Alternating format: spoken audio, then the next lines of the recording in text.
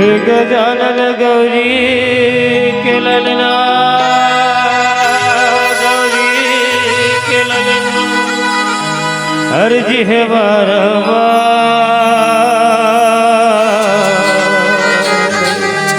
सभा बीच मां पहुँचो देवा पारत हवो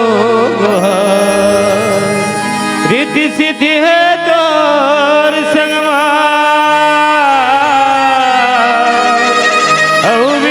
विनाश निहार सिद्ध करो सब काज हमरे हो नमन हजारों हजार नमन हजारों हजार गौरी के ललना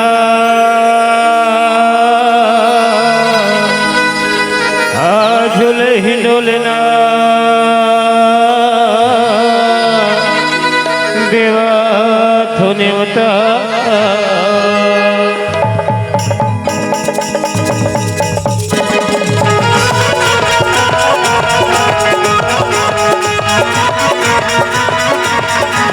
गौरी के ललना झूले हिंडोलना देवा थोने होता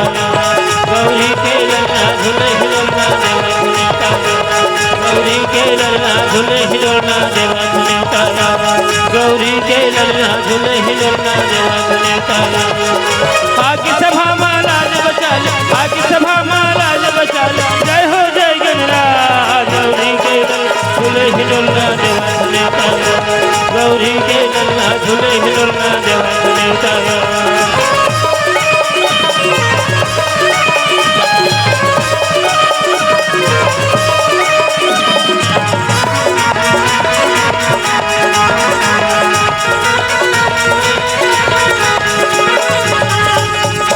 कपूर के आरती साजो माथे लगावो चंदन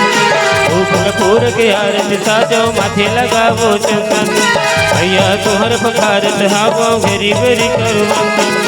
भैया तोहर पखारत हावो घेरी बेरी करू मंदन तुहर जोड़ गुण हरे भजन तुहर जोड़ गुण हरे भजन सेवत हवे समाज गौरी के ललना झूले हिंडोलना देवा थोने होता गौरी के ललना झूले हिंडोलना देवा थोने होता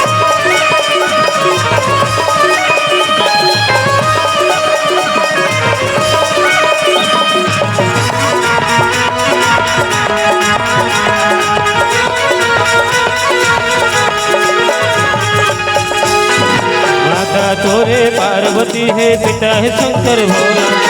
माता तोरे पार्वती है पिता है शंकर भोला अर्चन बंदन तुहर करत हो देवो आशीष बोला अर्चन बंदन तुहर करत हो देवो आशीष बोला तुहर छोड़ गुण हरे धन तुहर छोड़ गुण हरे धन लंबोदर महाराज गौरी के ललना झूले हिंडोलना देवा थोने होता गौरी के ललना झूले हिंडोलना देवा थोने होता